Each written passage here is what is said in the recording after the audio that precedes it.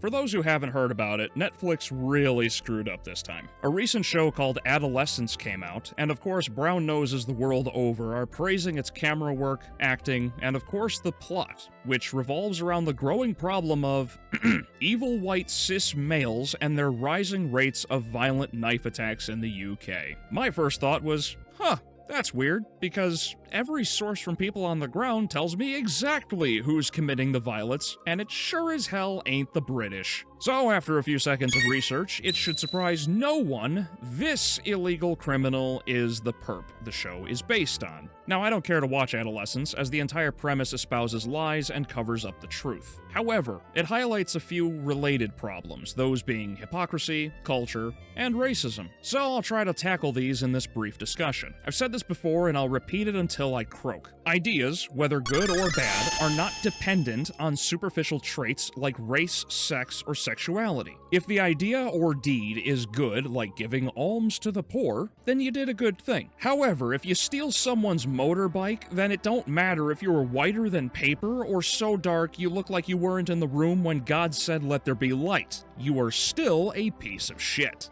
But reality doesn't exist in the minds of woketards, especially when history or literal facts prove them wrong, so they change reality to fit their delusions. The Woman King depicted the Kingdom of Dahomey as resorting to slavery, and thus soldiers, out of desperate circumstances, when in reality, they were among the most savage slave trade nations in Africa. How about the Roman Empire, Cleopatra, Queen Anne Boleyn, or King Edward VI being black, because that's not enough anymore, now he's gay, because let's not forget the gem of an article The Root wrote way back when, saying that straight black men are the white people of black people. And that's not to mention the absolute blasphemy that is Cynthia Erivo portraying Jesus. These changes and more are terrible ideas. It's wrong to change characters, and especially historical figures, not only for political purposes, but because the resulting delusion will have the effect of training viewers who defend the product to deny valid criticism. This results in said defenders closing their minds because their pride breeds resentment. Hence why repeating the only reason someone dislikes things such as Snow White or Netflixvania is because racism becomes their only argument. This harkens back to the video I made a few years ago about discussing why writers today are children. When all these communists close the gates to the past, the youthful writers of today have no shoulders to stand upon when creating stories. So their only references are the twisted propaganda shoved in their faces now. This is partly why so many terrible stories and ideas have continued despite the overwhelming backlash. And I specifically said partly. I'm aware the girl boss and other terrible ideas are what Hollywood believes sells, but money behind the scenes isn't the focus of this video.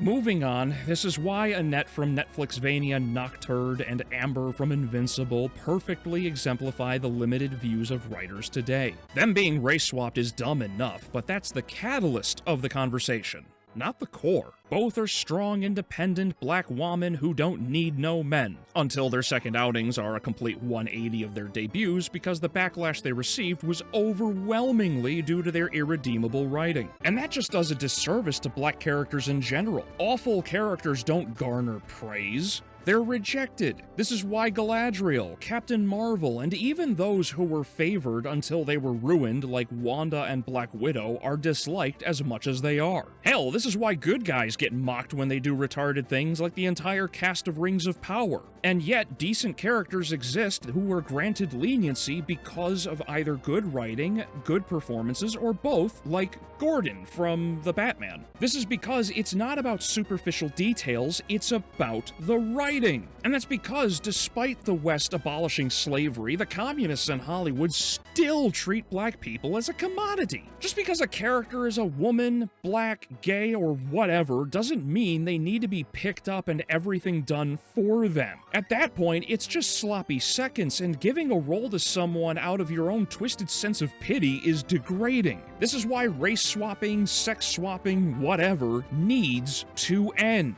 Greatness is not bestowed. It's earned. Blade didn't save Marvel from bankruptcy because he would have cost the same as the year 1865. No, it's because Wesley Snipes is a good actor who fit the role perfectly with his looks, action, the gear, all of it, in a tight script that didn't shy away from the setting of that world. Snipes is who you think of when someone says Blade, and he didn't earn the role because some fat white woman said, "You'll get the role because you can't do it without me." Fuck no, Snipes had a laundry list of roles prior that established his acting chops, and that's not including other great actors like Morgan Freeman or Denzel Washington. This is why I harp on the subject like an angel with a fidget spinner. Media in all forms matters. This is why the near entire industry has been dominated for so long. Metaphorically speaking, the theater is the most powerful church in the world. If you can influence the masses with terrible ideas, they will eventually believe them in the same way a lie can become someone's truth after enough repetition. Hence why none of these terrible characters are organic to their settings, but tourists still praise them. They're forced into stories that aren't their own instead of these so-called allies creating something of quality unique for them. Of course, I don't dislike black characters in Castlevania, that's retarded to even conclude. I hate established worlds being changed for hollow political purposes instead of taking the risk of creating a quality story that exists in the Castlevania universe around said characters. Otherwise, if leftists actually believed in equality, which they don't,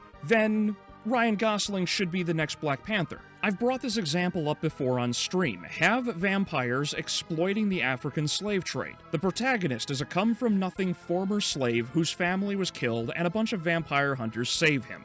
One becomes his mentor, and over the course of the adventure, he becomes a badass slayer that either A, converts to Christianity and uses the power of God to slay the monsters, or B, harnesses his ancestral pantheon for the same purpose. There are already examples of monsters like the Catabalpaw and weapons like the Bwaka knife, so build from this foundation. I'll say it again, be the change you want to see, because the woke-tards aren't. Evil cannot create, only corrupt, and these corruptions are in service of their own egos. They don't care how we cringe at Amber or throw up in our mouths at Annette, only the praise they receive from the corporate media and the legion of tourists who don't think critically. Do the research and understand what it is you're adapting first. Don't be afraid to show the reality of the world, both the good and the bad. Inspire and work with others to achieve your goals, and do not let some fat woman with 6 different hair colors tell you you can't make it without me. If Chadwick Boseman could do it, you can too. Anyway, thanks for watching, and I'll see you in the next video.